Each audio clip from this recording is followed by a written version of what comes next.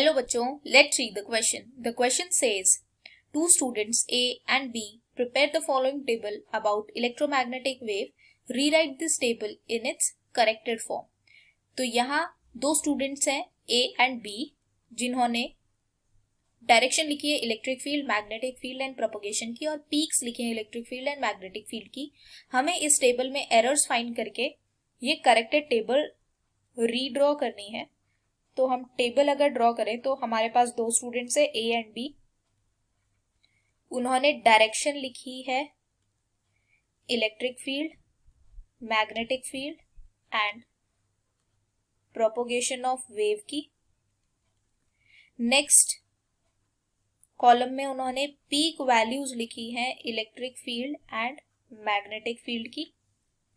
तो अगर हम देखें जो स्टूडेंट ए है, स्टूडेंट ए ने इलेक्ट्रिक फील्ड का डायरेक्शन बोला है एक्स एक्सिस और मैग्नेटिक फील्ड का डायरेक्शन बोला है जेड एक्सिस एंड प्रोपगेशन बोला है वाई एक्सिस में.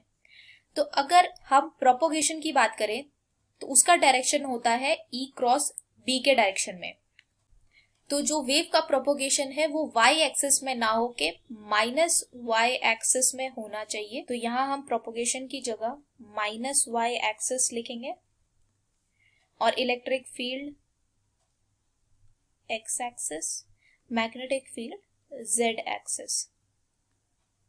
अब हम पीक वैल्यूज देखें तो इलेक्ट्रिक फील्ड की पीक वैल्यू ई नॉट होगी और मैग्नेटिक फील्ड की इन्होंने पीक वैल्यू लिखी है B naught is equal to C times of E naught. ये वैल्यू गलत है क्योंकि जो वैल्यू होती है वो होती है E naught is equal to C times of B naught. तो बी नॉट की जो पीक वैल्यू आएगी वो आएगी सी ई नॉट बाय, तो मैग्नेटिक फील्ड की वैल्यू आएगी B naught is equal to E naught by C. अब नेक्स्ट जो स्टूडेंट बी है, स्टूडेंट बी ने कहा कि इलेक्ट्रिक फील्ड वाई एक्सिस में है और मैग्नेटिक फील्ड एक्स एक्सिस में है और जो प्रोपगेशन इन्होंने लिखी है एक्स एक्सिस में लिखी है.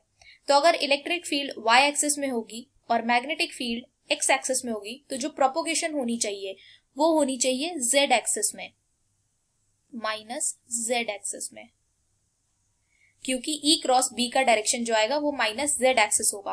और ये गलत हम इसलिए भी कह सकते हैं X axis because E B और प्रोपगेशन तीनों ही चीज एक दूसरे के परपेंडिकुलर होती हैं. तो इसलिए एक्स एक्सिस ये किसी भी कंडीशन में हो ही नहीं सकता था. तो अगर इलेक्ट्रिक फील्ड वाई एक्सिस है, मैग्नेटिक फील्ड एक्स एक्सिस है, तो प्रोपगेशन होगी माइनस जेड एक्सिस में. अब अगर हम पीक वैल्यूज देखें तो इन्होंने लिखा है ई नॉट पीक वैल्यू है which is equal to C times of B naught. ये वैल्यू ठीक है. और इन्होंने मैग्नेटिक फील्ड लिखी है बी नॉट जो पीक वैल्यू होगी, ये वैल्यू भी सही है. तो ये हमारी करेक्टेड टेबल होगी. I hope you understood this well. Thank you so much. All the best.